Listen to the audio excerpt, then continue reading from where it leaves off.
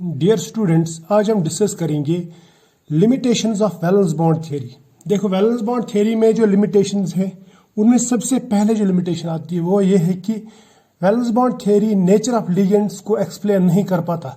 यानी ये एक्सप्लेन नहीं कर पाता कि कौन सा लिगेंड स्ट्रांग होगा और कौन सा वीक होगा और क्यों होगा।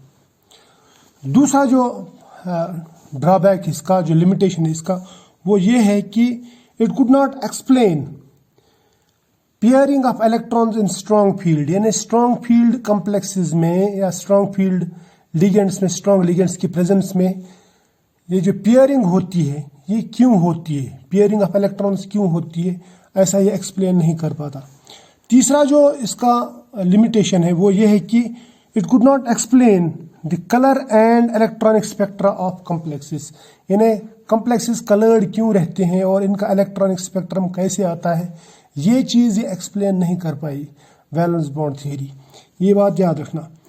चौथा जो पॉइंट है, it could not explain the effect of temperature on magnetic moment and magnetic susceptibility.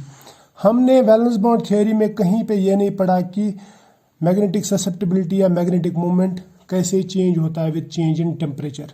यानी ये चीज़ एक्सप्लेन नहीं कर पा सकती कौन, वैलेंस बॉन्ड थ्योरी।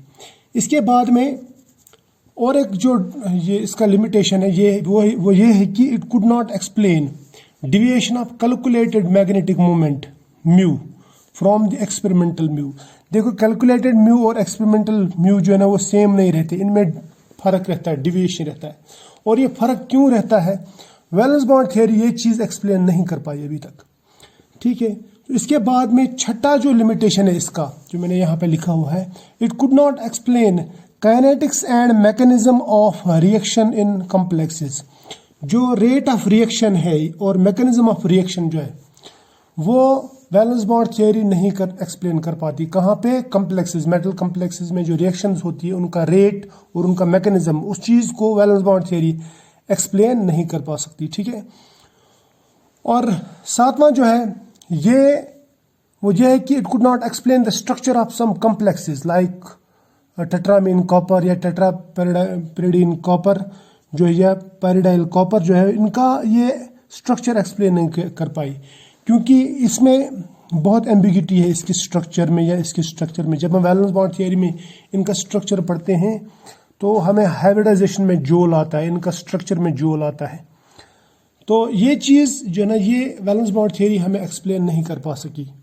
ठीक, और ये जो थ्योरी है, इट कुड नॉट एक्सप्लेन या it could not predict distortion in symmetrical complexes.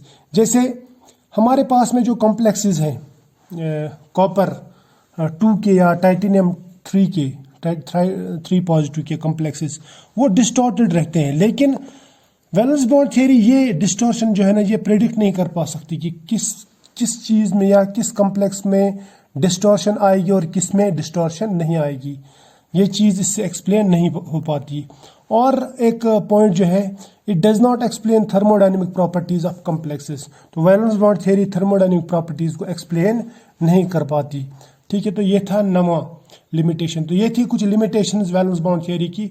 और वैलेंस बॉन्ड थ्योरी में इन लिमिटेशंस की वजह से नई थ्योरीज की ज़रूरत पड़ी। तो इसके बाद में जो थ्योरी आई उसे हम कहते हैं crystal field theory. Crystal field theory हम नेक्स्ट लेक्चर में पढ़ेंगे।